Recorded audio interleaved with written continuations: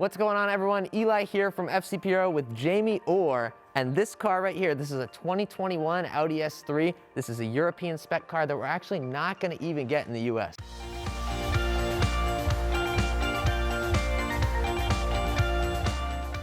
So Jamie, talk me through this. What are your thoughts on the 2021 S3?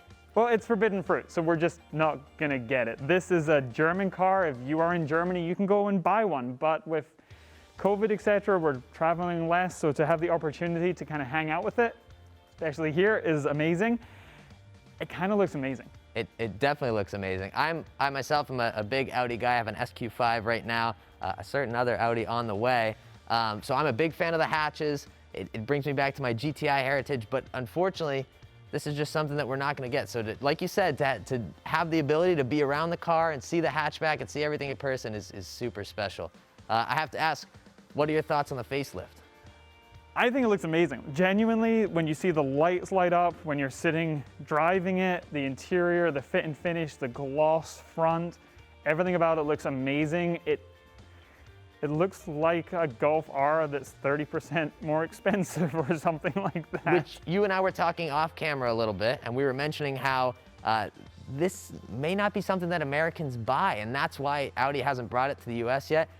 As much as we love the hatchback and as much as we love the idea of a small hatchback, like American people as a whole just don't really seem too keen on an expensive hatchback. And that's not to blame anybody, but yes, I think in Europe, this is the kind of car that you will put your two kids' booster seats in the back and two strollers in the trunk and still go down to Lidl and buy your week's groceries. Whereas in America, this wouldn't be big enough for the family, and it's just not, I don't think it is a viable product here. I'm kind of laughing about that because I have one kid myself, and I'm like, oh, I need my SQ5 for all that space, but the Europeans make it work. So, I mean, I grew up in Minis. That was it. Living in Scotland, we got put in the back of a Mini or in a Mini Metro, and that was fine. And so, personally, do I think this is plenty big enough? Is a GTI big enough for a family?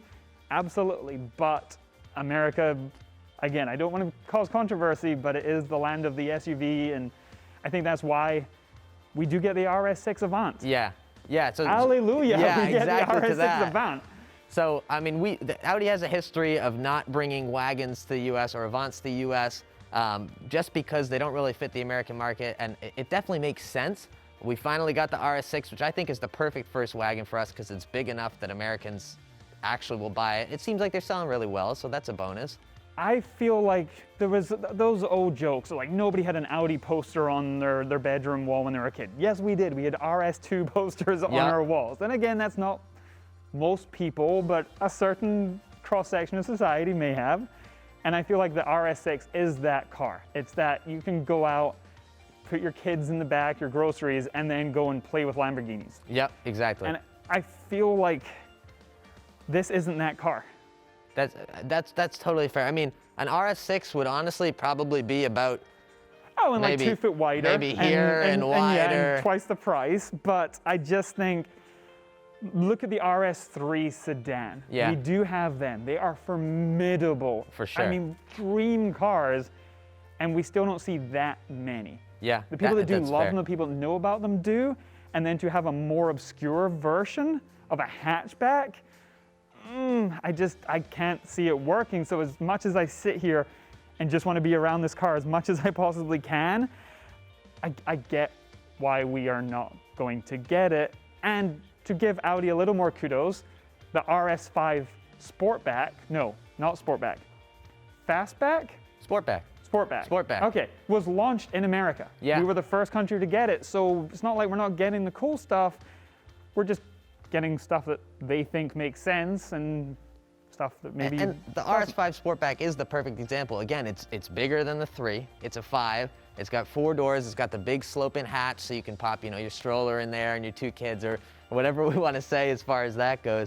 But just jumping back into the 2021 S3, I mean, you and I were both blown away by the interior quality. These seats are unbelievable. I'm gonna go ahead and open it up here.